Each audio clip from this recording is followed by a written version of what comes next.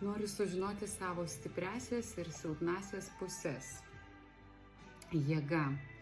Gerai, jei sportas ir sveikata tavo gyvenime yra pirmoj vietoj, tau svarbu. Klausytis savo intuicijos, išgirsti ją, mažiau klausyti aplinkinių, nes tu turi tą intuiciją. Eiti į gamtą, pasivaikščioti, kūrybingas ir jautrus. Svarbu išmokti tikslų siekti, išsikelti tikslą ir keliauti link savo svajonės.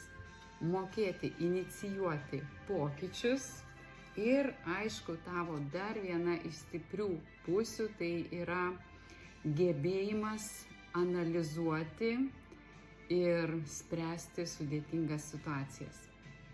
Linkiu tau sėkmės.